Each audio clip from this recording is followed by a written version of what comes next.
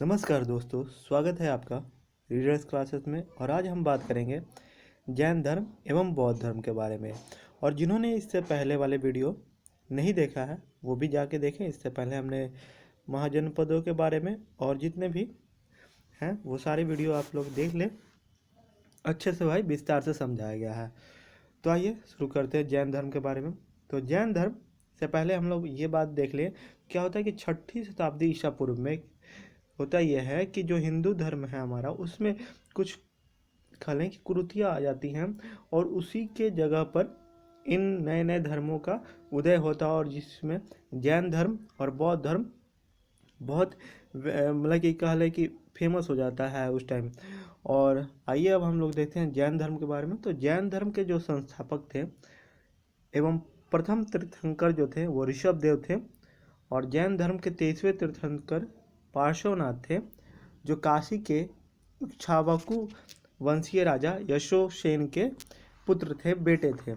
इन्होंने 30 वर्ष की अवस्था में, 30 साल की उम्र में संन्यास जीवन स्वीकार कर लिया। बोला 30 साल में ही कि अब हम सन्यासी बनने जा रहे हैं भाई।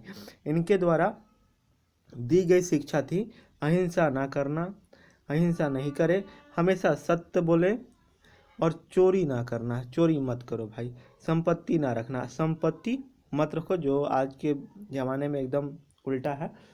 उसके बाद हम लोग देखेंगे महावीर स्वामी, और ये जैन धर्म के 24वें एवं अंतिम तीर्थंकर हुए। तो आइए इनके बारे में अब बात कर लेते हैं।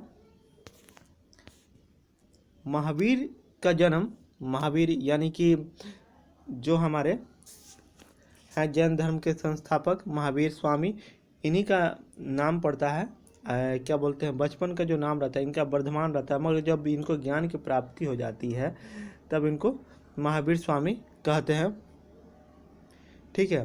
तो महावीर का जन्म 540 ईसा पूर्व में कुंडग्राम, जो कि वैशाली में है, में हुआ। और इनके पिता सिद्धार्थ जो थे वो ज्ञात्रिक कुल के सरदार थे, और जो माता थी वो त्रिशला, माता का नाम त्रिशला था। लिच्छवी राजा जो थे चेटक, उनकी बहन थी। ठीक है।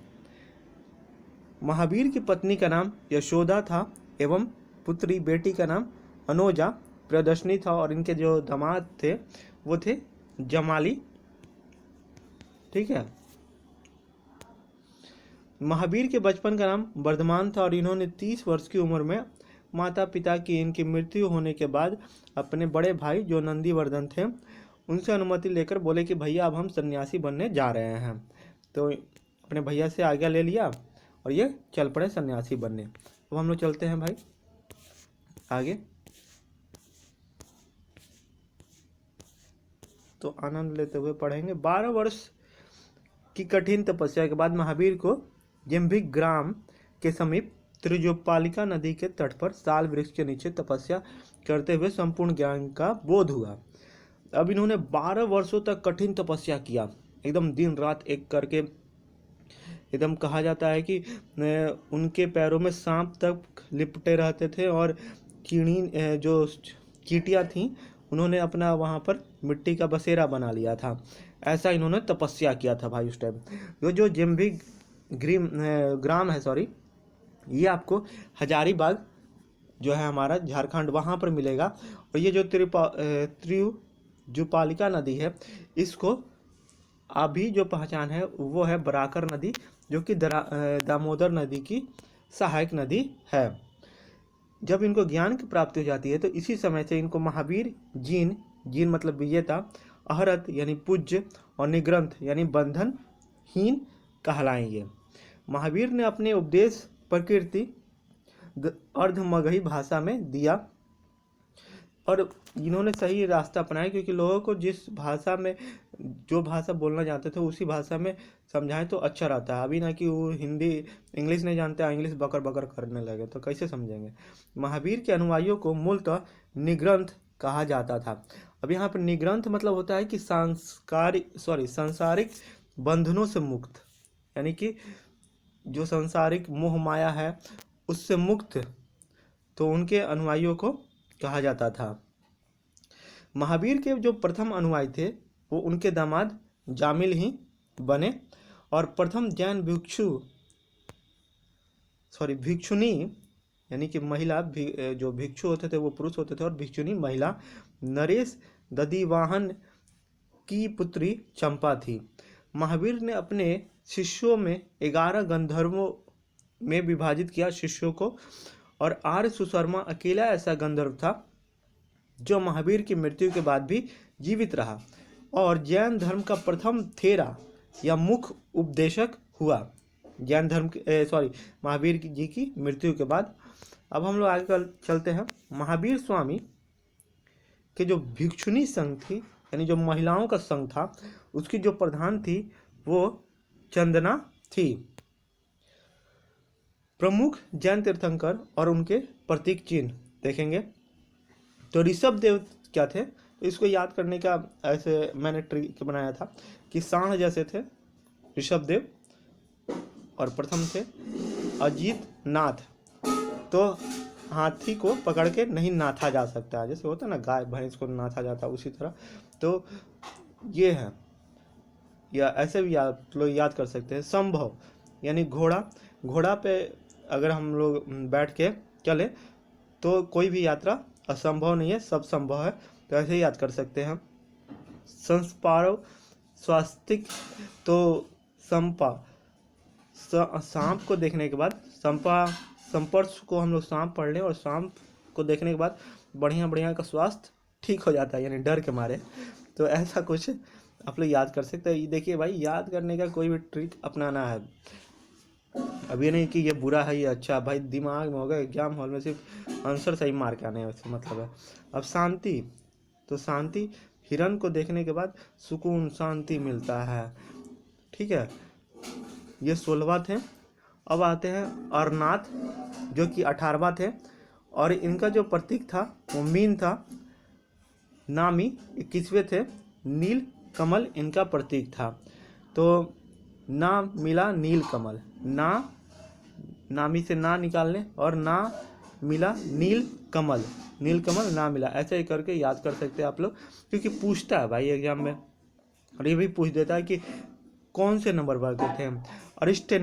अरिस्टनेमी जो थे 22वें नंबर के थे, ठीक है, और ये इनका जो प्रतीक चिन्ह है वो शंख है, तो ये कहते हैं अरिस्टनेमी जो थे 21वें दिन शंख बजाते थे, तो 21वां नंबर के हो गए, और शंख जो इनका प्रतीक है, तो ऐसे आप लोग याद कर सकते हैं।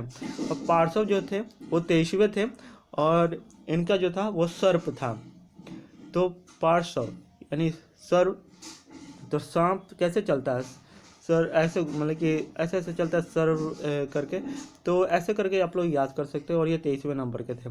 महावीर जो कि 24वें नंबर के थे, और सिंह थे, यानी कि जैसे महावीर जब आए 24वें थे, तो इनका जो प्रतीक चिन्ह सिंह था, ठीक है, ऐसे तो ये तो याद ही रहता है। 2 जैन तीर्थंकर ऋषभदेव एवं अरिस्टनेमी के नामों का उल्लेख ऋग्वेद में मिलता है, ठीक है। अरिस्टनेमी को भगवान कृष्ण का निकट संबंधी माना जाता है, भगवान कृष्ण के निकट संबंधी थे।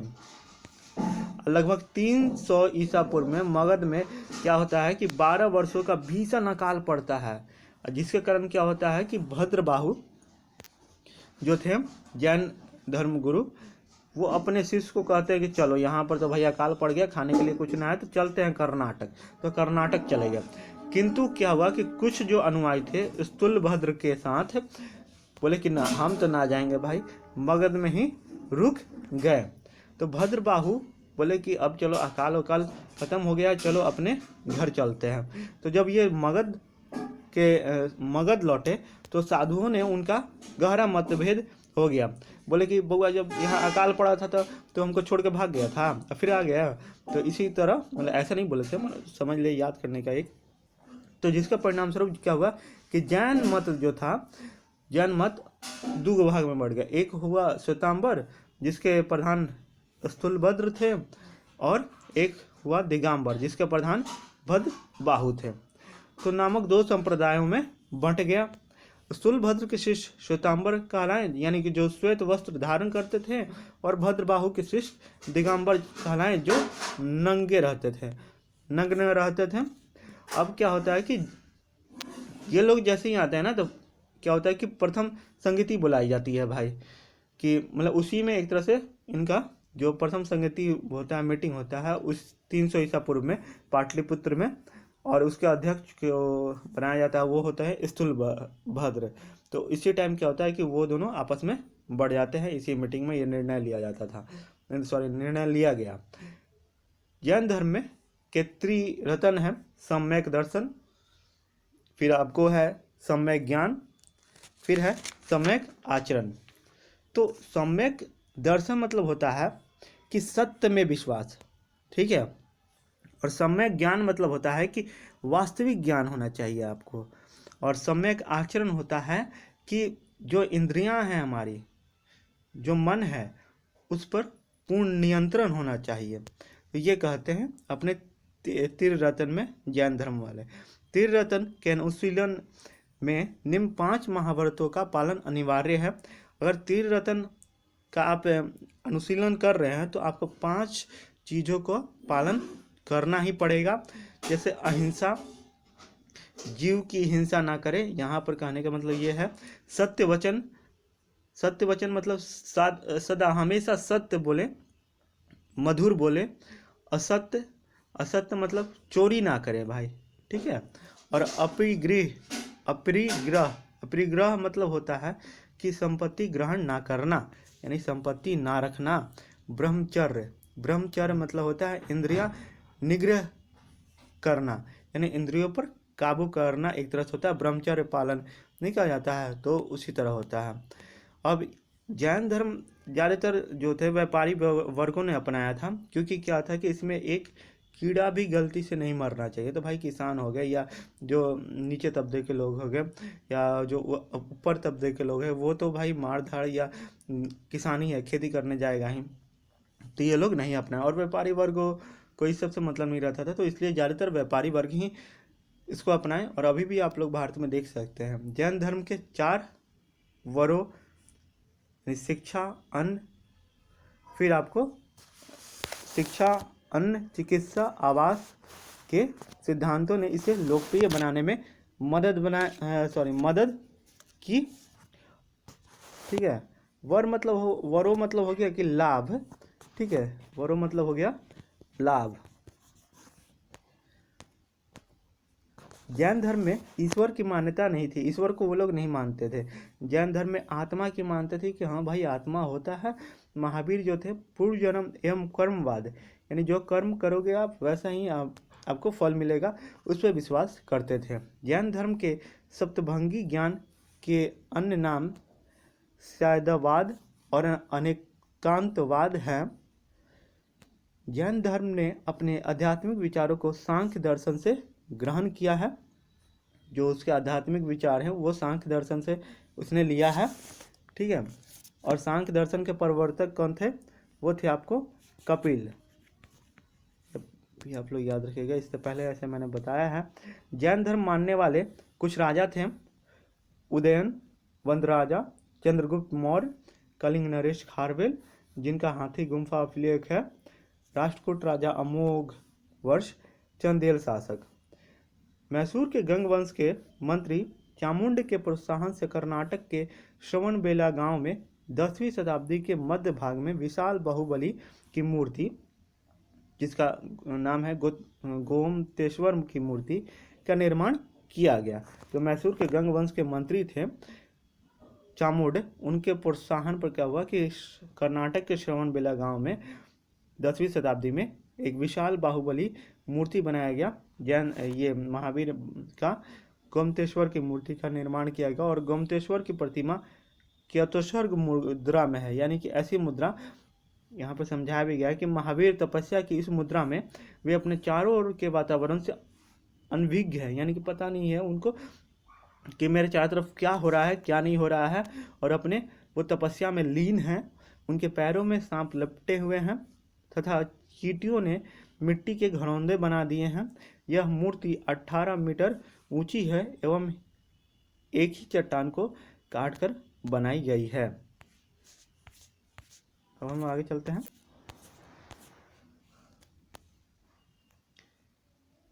खजुराहो में जैन मंदिरों का निर्माण चंदेल शासकों द्वारा किया गया। मौर्योत्तर युग में मथुरा जैन धर्म की प्रसिद्ध केंद्र था और मथुरा कला का संबंध जैन धर्म से है। ये तो भाई पूछता है एग्जाम में, तो आप लोग याद करेंगे कि मथुरा कला का संबंध जैन धर्म से था। और जैन तीर्थंकर की जीवनी जो थी भद्रबाहु द्वारा रचित कल्प सूत्र में है।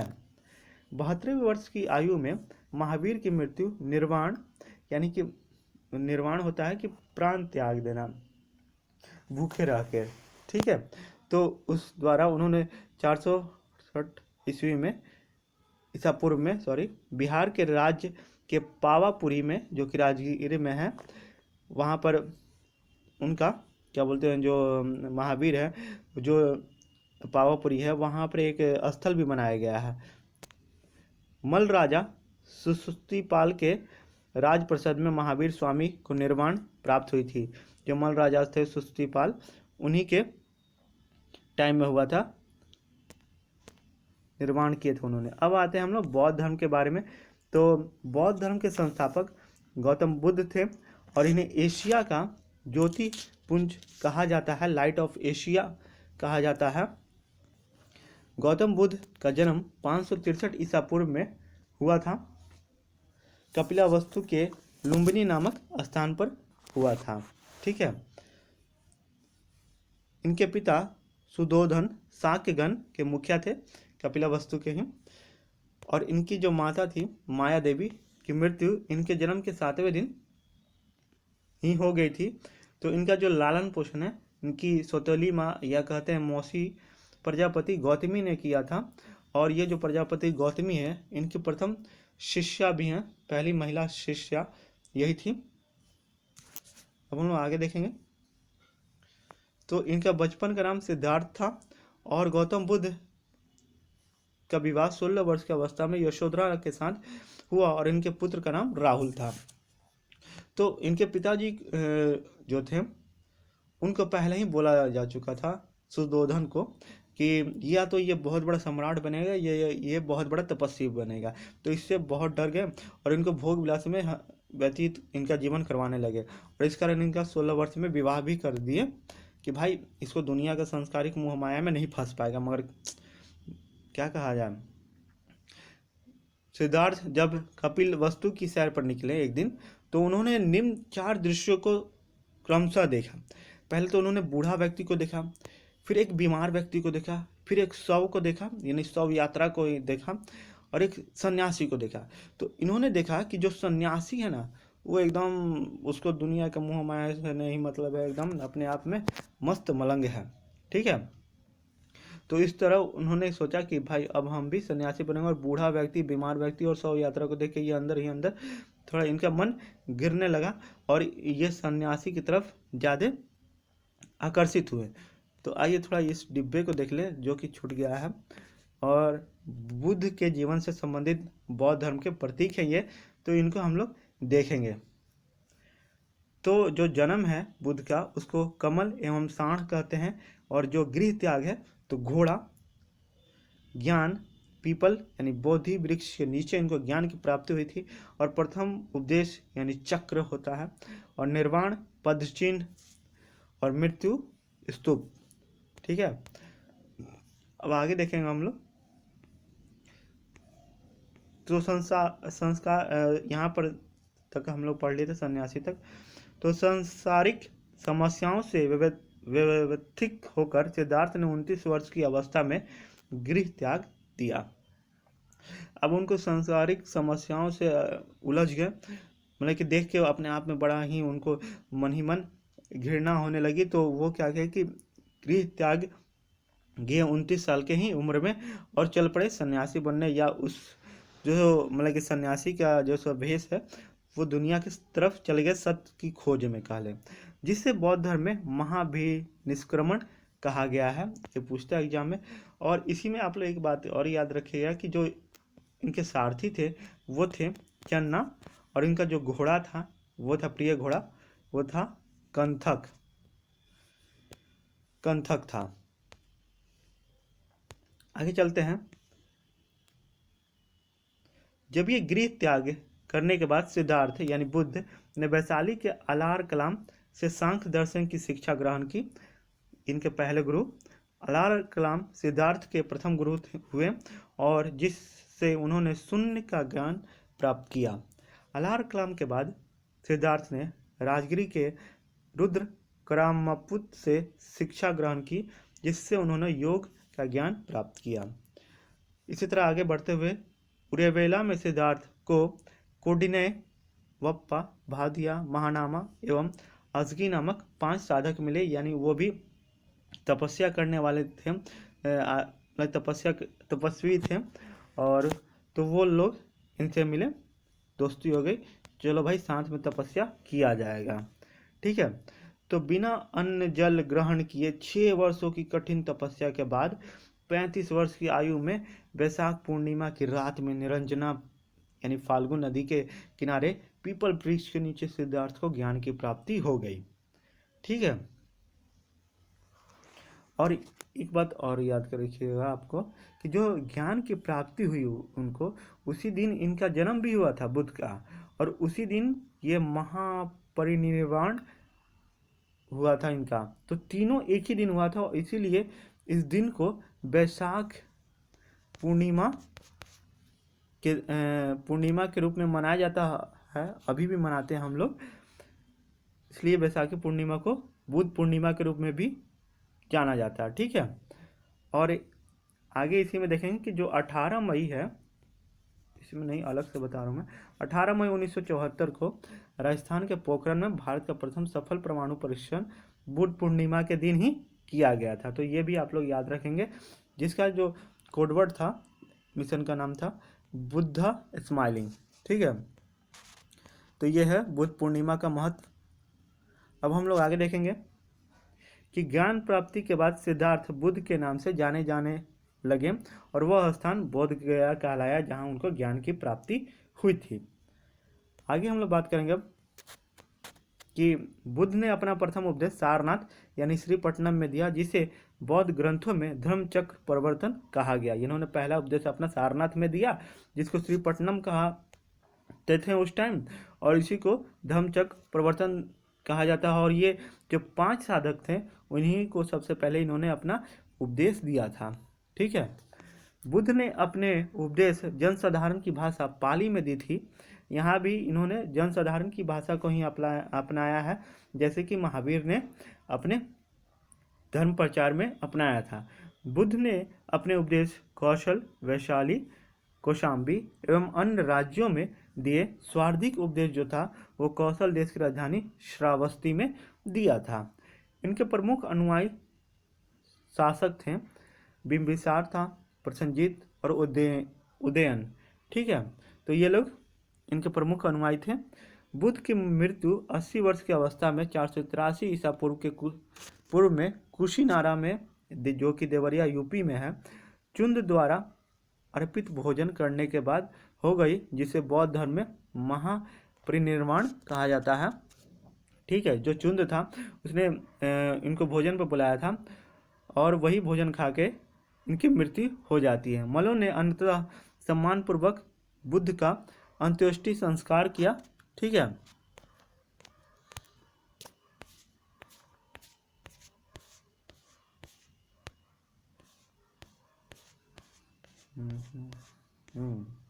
एक अनुश्रुति के अनुसार मृत्यु के बाद बुद्ध के शरीर के अवशेषों को 8 भागों में बांटकर उन पर 8 स्तूपों का निर्माण करवाया गया। तो एक अनुश्रुति के अनुसार ये कहा जाता है कि जब बुद्ध मर गए, यानी कि उनकी मृत्यु हो गई, उनकी मृत्यु जब हो गई, तो उनके शरीरों को 8 भागों में बांटकर 8 स्तूपों का निर्माण करवाया गया। और बुद्ध के जन्म एवं मृत्यु की तिथि को जो चीनी परंपरा के कैंटोन अभिलेख के आधार पर निश्चित किया गया है, उनके जन्म और मृत्यु को। और यही चीज़ें जो एनसीईआरटी किताब है हमारी, उसमें भी यही बात लिखी गई है। बुद्ध धर्म के बारे में हमें विशद ज्ञान त्रिपिटक जो है, विनय पिटक, सुत्त पिटक और अभिधम्म पिटक, उनसे प्राप्त होती है। बुद्ध धर्म के बारे में तीनों पिटकों की भाषा क्या थी? पाली थी। थेरवाद मत की पाली त्रिपिटक सबसे पुरानी है। जो थेरवाद का जो मत था वो पाली की त्रिपिटक में सबसे पुरानी है।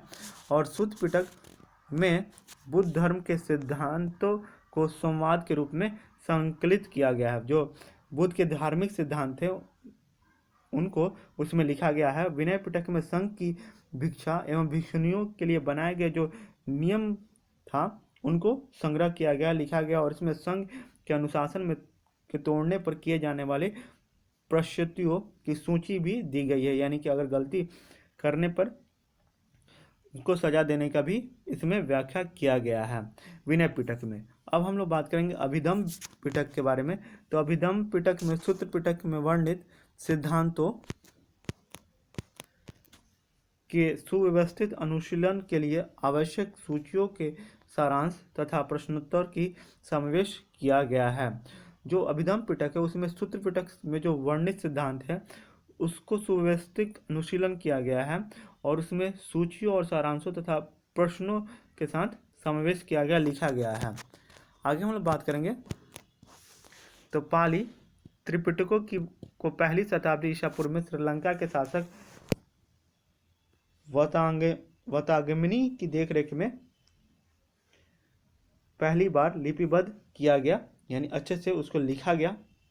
सूत्र पिटक के 5 निकाय हैं: दिग्, मध्यम, संयुक्त, अंगुत्तर, खुदक। बुद्ध के पूर्व जन्मों से जुड़ी जातक कथाएं खुदक निकाय की 15वीं पुस्तकों में से एक है। ठीक है, खुदक निकाय में धम्मपद यानी नैतिक उपदेशों का पदात्म संकलन है। थेर गाथा बुद्ध भिक्षुओं का गीत है और थेरी गाथा बौद्ध भिक्षुनियों की गीत है। जो थेर गाथा है वो बौद्ध भिक्षुओं का गीत है और जो थेरी गाथा है वो बौद्ध भिक्षुनियों का गीत है। आगे हम लोग बात करेंगे अब बौद्ध धर्म मूलतः अनीश्वरवादी है, यानी ईश्वर में विश्वास नहीं रखता है और इसमें आत्मा की परिकल्पना भी नहीं की गई, मगर जैन धर्म में किया गया है। आगे हम लोग देखेंगे बौद्ध धर्म में पूर्ण जन्म की मान्यता है और तृष्णा को छीन, तृष्णा मतलब होता है लालच, कह लें को छीन और लालच समाप्त हो जाने की अवस्था को ही बुद्ध धर्म निर्वाण कहा गया। बुद्ध धर्म निर्वाण उसको कहा गया कि जब आपकी लालच समाप्त हो जाएगी तभी आपको निर्वाण होगा। निर्वाण होता है कि जो सांसारिक मोह माया उससे मुक्ति, यानी एक तरह से मरने के बाद। ठीक है, आगे हम लोग बात करेंगे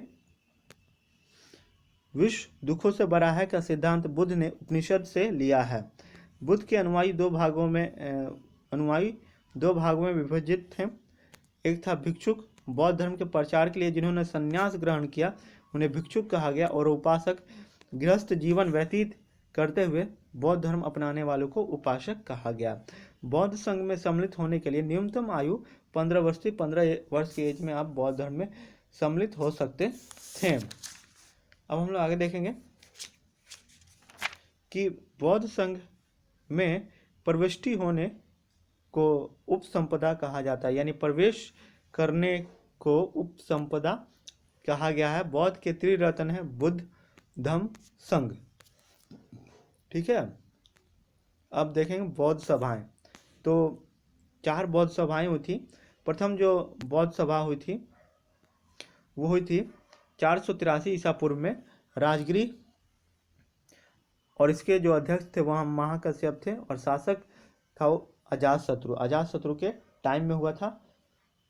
तृतीय बौद्ध संगति 383 ईसा पूर्व में हुआ था वैशाली में, और सबकामी उसके अध्यक्ष थे और कलाशोक के टाइम में हुआ था। तृतीय बौद्ध संगति 250 ईसा पूर्व में पाटलिपुत्र में हुआ था, और ये मोगली पुत्र जो थे वो अध्यक्ष थे और अशोक उस टाइम शासक था। तो अशोक के टाइम में तृतीय बौद्ध संगति होता है 250 ईसा पूर्व में पाटलिपुत्र में, और मोगली पुत्र इसके अध्यक्ष थे।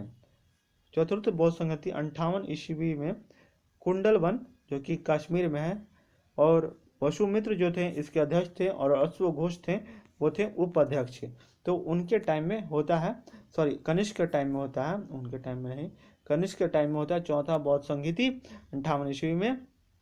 चतुर्थ बौद्ध संगीति के बाद बौद्ध धर्म दो भागों में बढ़ गया यहाँ, हीनयान एवं महायान में। बौद्ध धर्म के महायान संप्रदाय का आदर्श बोधिसत्व था। बोधिसत्व के कल्याण को प्राथमिकता देते हुए अपने निर्माण में विलंब करते थे, यानी दूसरों के कल्याण, बोधिसत्व मतलब होता है दूसरों के कल्याण में अगर देरी हो रही है, निर्माण मतलब कि मृत्यु कह लें एक तरह से। तो जैसे कि जैन धर्म में जो निर्माण होता था वो आपको भूखे रह के होता था, और यहाँ पर होता था कि मृत्यु हो जाना, तो संसारिक मोक्ष का लें निर्माण मतलब होता है। बौद्ध धर्म में जीवन का लक्ष्य निर्वाण प्राप्ति, यानी निर्वाण का अर्थ होता है कि जीवन मरण के चक्र से मुक्त हो जाना, यानी मृत्यु आ जाना, सीधे अर्थों में कह लें तो। आगे हम लोग बात करेंगे हीनयान का आदर्श अहर्त पद को प्राप्त करना। जो व्यक्ति अपनी साधना से निर्वाण की प्राप्ति करते हैं उन्हें ही अहर्त कहा जाता है, यानी साधना करते हुए ही निर्वाण की प्राप्ति कर लेंगे, उसी को अहर्त कहा गया है। आगे हम लोग बात करेंगे अब धार्मिक जुलूस का प्रारंभ सबसे पहले बौद्ध धर्म के द्वारा प्रारंभ किया गया।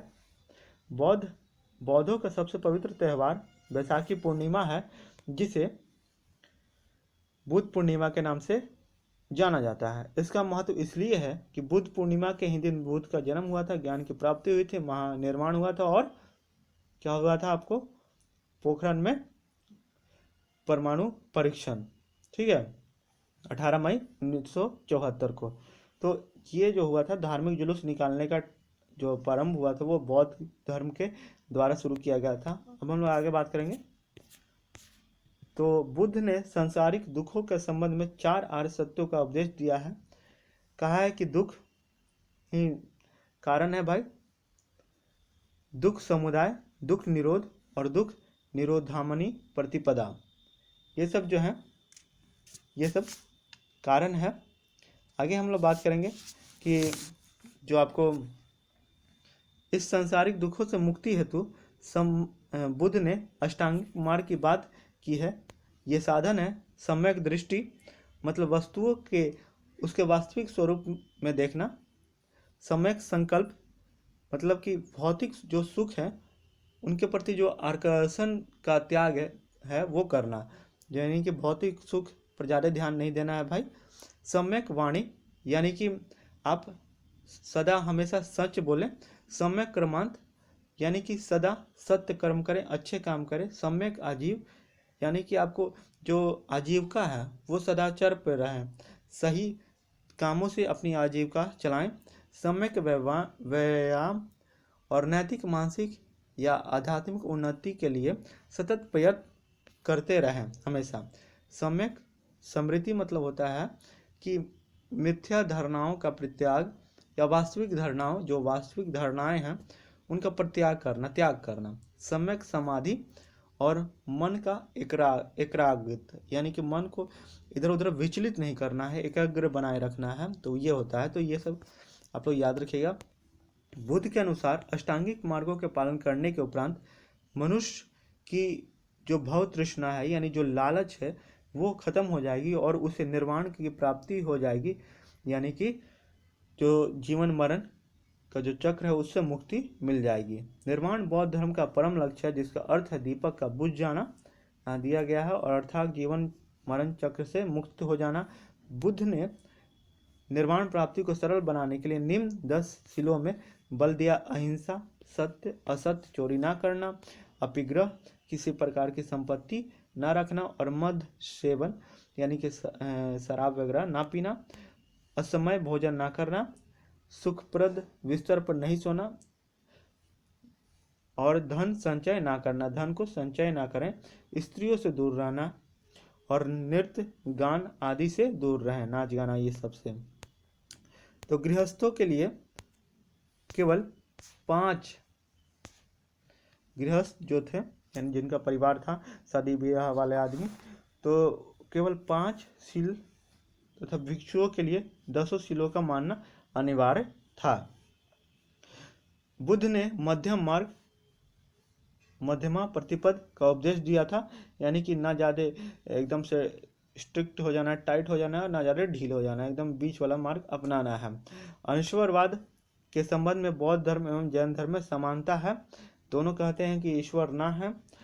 जातक कथाएं प्रदर्शित करती हैं कि बोधिसत्व का अवतार मनुष्य के रूप में भी हो सकता है तथा पशुओं के रूप में भी हो सकता है। यानी जातक कथाएं कहती हैं कि अगर जो बौद्ध था उनका जब मृत्यु हो गई थी तो उसके बाद मनुष्य के रूप में भी उनका जन्म हो सकता है या पशुओं के रूप में भी। और बोधिसत्व के रूप में पूर्ण जन्मों का दीर्घ श्रृंखला के अंतर्गत बुद्ध ने शाक्य मुनि के रूप में अपना अंतिम जन्म प्राप्त किया। बोधिसत्व कहता है कि जो पूर्ण जन्म हुआ था उसकी श्रृंखला के अनुसार जो बुद्ध थे उनका जो अंतिम जन्म हुआ था वो शाक्य मुनि के रूप में हुआ था, किंतु इसके उपरांत मैत्रेय तथा अन्य अनाम बुद्ध अभी अवतरित होने शेष हैं। और ये भी कहा जाता है कि अभी जो है मैत्रेय तथा जो अन्य अनाम है वो भी बुद्ध के रूप में अभी जन्म लेने बाकी हैं, अवतरित होने। अब क्या है भाई, ये तो अलग अलग इतिहासकारों के अलग अलग बातें रही हैं। स्वार्थिक बुद्ध मूर्तियों का निर्माण गांधार शैली के अंतर्गत किया गया, लेकिन बुद्ध की प्रथम मूर्ति संभवतः मथुरा कला के अंतर्गत बनी थी। जो पहली मूर्ति बनी थी वो मथुरा कला के अंतर्गत बनी थी और ये बनी थी कनिष्क के टाइम में। ठीक है, ये भी आप लोग याद करेंगे, रखिएगा भाई कि पूछ देता है। तिब्बत, भूटान एवं पड़ोसी देशों में बौद्ध धर्म का प्रचार पदम संभव गुरु ऋण-5 ने किया और इनका संबंध बौद्ध धर्म के वर्जयान शाखा से है। इनकी 123 फीट ऊंची मूर्ति हिमाचल प्रदेश के रेवाल जो है वहाँ पर, रेवाल सर झील है वहाँ पर है। भारत में उपासना की जाने वाली प्रथम मूर्ति संभवतः बुद्ध की थी। ठीक है, भारत के महत्वपूर्ण बौद्ध मठ इनको देख लेते हैं, उसके बाद आज की कहानी ख़त्म करते हैं। तो टाबू मठ जो है वो टाबू गांव में है, स्पीति घाटी में है, हिमाचल प्रदेश में। नामग्याल मठ ये आपको धर्मशाला में है, हिमाचल प्रदेश में। ठीक है, हेमिस मठ लद्दाख में, जम्मू कश्मीर में। और थिकेस मठ लद्दाख में ही है, जम्मू कश्मीर में। सासुर मठ लाहौल स्पीति में है, हिमाचल प्रदेश में। मेंड्रालिंग मठ देहरादून उत्तराखंड में है। रूमटेक मठ गंगटोक सिक्किम में है। तवांग मठ अरुणाचल प्रदेश, और अरुणाचल प्रदेश ही है जो राज्य है। नाम डार्लिंग मठ मैसूर में है, जो कि कर्नाटक राज्य में है। और बोधि मठ यानी बोध गया में है, बिहार में, जहाँ पर बुद्ध को ज्ञान की प्राप्ति हुई थी। तो आज हम लोग यहीं पर ख़त्म करते हैं, मिलते हैं नए टॉपिक के साथ, शैव धर्म के साथ। और अगर आपको ये वीडियो पसंद आया हो तो कृपया लाइक शेयर सब्सक्राइब करके बेल आइकन बजाएं सॉरी, और ज़्यादा से ज़्यादा इसको शेयर करें अपने दोस्तों में। और फिर मिलते हैं, चलिए, थैंक यू।